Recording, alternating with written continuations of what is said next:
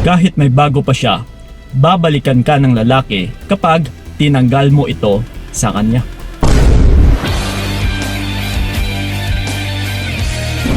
Yo, what's up, what's up? So ito mga utol, no? Sa topic natin, talagang babalikan ka po ng lalaki once na may tinanggal ka po sa kanya. So ano nga ba yung tatanggalin natin? No? Kundi yung pang-ilalim na kasuotan or salawal. Hindi gano'n, no?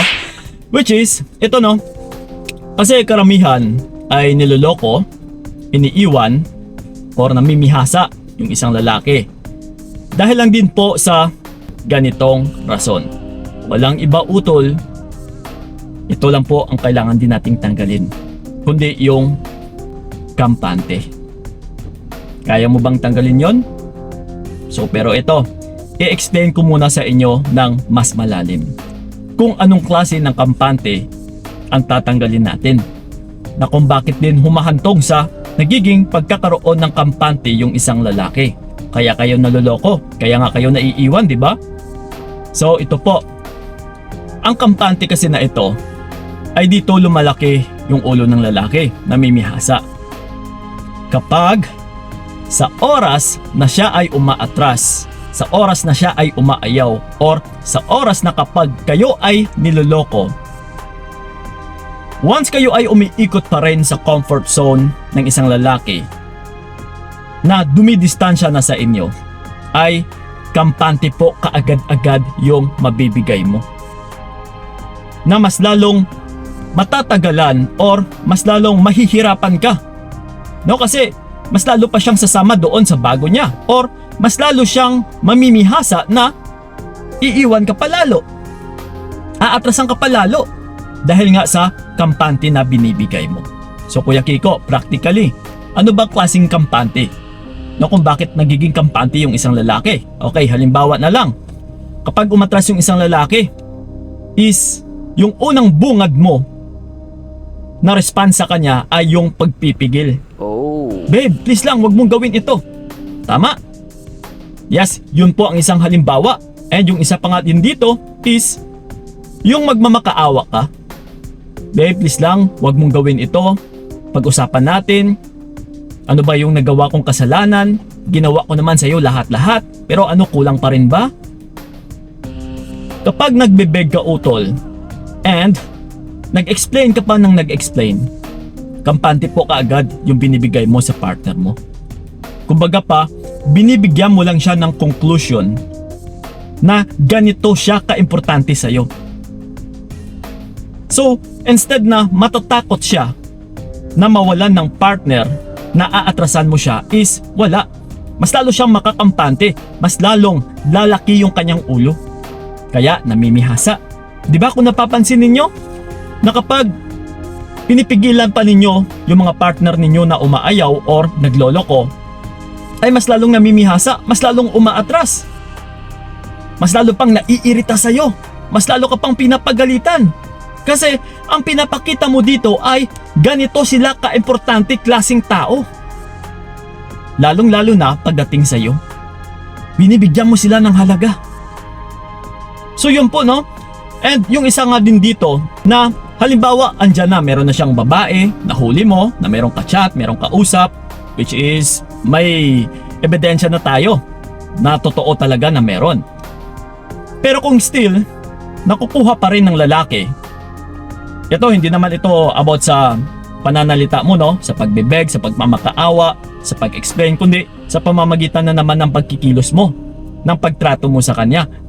Na kahit wala kang sasabihin, pero kung nakukuha pa rin ng lalaki yung kagustuhan niya, kagaya noong time na hindi ka pa niya niloko or wala pa siyang ibang babae, no, nakukuha niya pa din, ganun pa din, yung tipong parang walang nagbago.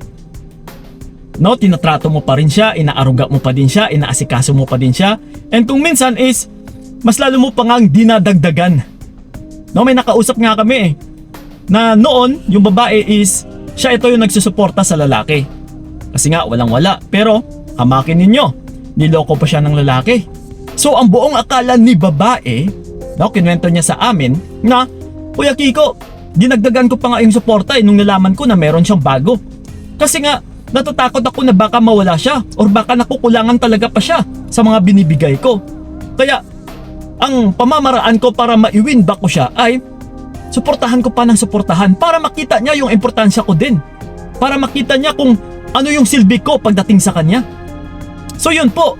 Pero yung hindi nila alam sa gawain na ito, utol, ay mas lalo lang palang iigting or lalaki yung ulo ni lalaki. Kumbaga pati ni-train mo siya na kapag lulukohin ka pala niya ay magbibigay ka ng mas malaki. Na kapag lulukohin ka pala niya is mas lalo kang maghahabol. So mas lalo po yung magugustuhan ng isang lalaki na umaatras na sa'yo. So that's why ang pamimihasa niya ay, di ba, yun kasi ang minuldura mo sa isipan niya. Which is halimbawa ako yung lalaki. Kapag pinakita mo sa akin na sa tuwing inaatrasan kita ay naghahabol ka, edi mas lalo kong magugustuhan yon. Kaya ang gagawin ko, mas lalo pa kitang aatrasan kasi gusto kong maghabol ka pa nagmanghabol. No? Nabubulol tayo. and yung isa pa nga sa about sa pera is, di ba, yung babae ay nagpapadala pa lalo, nagbibigay pa sa kanya ng pera na mas pinalakihan niya pa, mas tinaasan niya pa. Edi yun din ang minudura mo halimbawa sa akin. Na ako yung lalaki, uy, okay pala to. Na kapag niloko ko pala siya is mas malaki-laki yung makukuha ko dito. Mas malaki-laki yung pinapapadala niya sa akin. Kaya, paano ko ititigil yung pagloloko ko? Kasi, mas lalo mo pa ngang binibigay yung mga kagustuhan ko. So that's why, ang mangyayari, kaya tuloy ang biyahe, tuloy ang panloloko, ituloy ko talaga dito sa bagong babae ko para mas malaki-laki pa yung pera, baka mas lalo pang madadagdagan. Yun po yun, utol. Yung kampante. So again, sa comfort zone sa bilog na ito, kapag umiikot ka pa rin dyan, no? Kapareho nung time na hindi ka niya niloko at saka ngayong niloko ka niya, and still andyan ka pa din, inaasikaso mo pa rin siya na parang walang nangyari. So, talagang magre-registered po sa isipan naming mga lalaki na, uy, okay lang pala to, wala namang nagbago, wala namang palang nawawala. So, bakit ako matatakot? Bakit ko ititigil ito? See? So, yun po, no? Kaya, kung pwede lang, tanggalan ninyo ng kampante yung isang lalaki. Yun po ang itatanggal or yun ang tatanggalin ninyo, hindi yung salawal niya. So yun, sa bilog na ito sa comfort zone na sinasabi ko, dito sa loob ay kailangan mong lumabas. Sa pamamagitan na huwag mo na siyang asikasuhin, huwag mo na siyang bigyan ng suporta, huwag mo na siyang kausapin agad-agad, huwag mo na siyang bigyan ng pansin, huwag mo na siyang arugain, no? Or magpa-chok-chak ka pa dyan sa kanya, magpapagalaw, no? Kasi baka nauhaw ka rin. Huwag na ganon. Kailangan mo talagang disiplinahin or kontrolin ang iyong sarili kung ayaw mong mahirapan pa sa bandang huli. Yes, utol. Tulungan mo yung sarili mo, no? So yun po, itigil mo ang lahat-lahat ng ito. Huwag ka na magpadala ng pera. Lahat-lahat talaga, as in wala na. Kasi niloko ka na ng lalaking ito eh.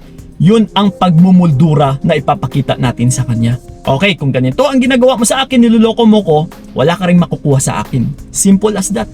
Yun ang pagtitrade natin na parang aso lang po yan eh. No? Na kapag nagagawa ng aso yung inuutos mo, kapag nag-roll over siya, is bibigyan natin ng pagkain. Pero kapag hindi niya sinasabi o ginagawa yung sinasabi mo, wag mo na nating bigyan. No? So ganun din yan sa partner mo. Kung niloloko ka, wag nating ibigay or ilayo natin yung sarili natin sa taong ito. Pero kapag binibigay niya yung kagustuhan mo, nagiging mabait siya, then saka natin ibigay din yung sarili natin sa taong ito. Nakuha? So yun lang po mga utol. Sa mga hindi pa nakakaintindi dyan, comment lang kayo dyan sa ilalim. So yun lang po, maraming salamat. So ingat kayo, God bless and babush!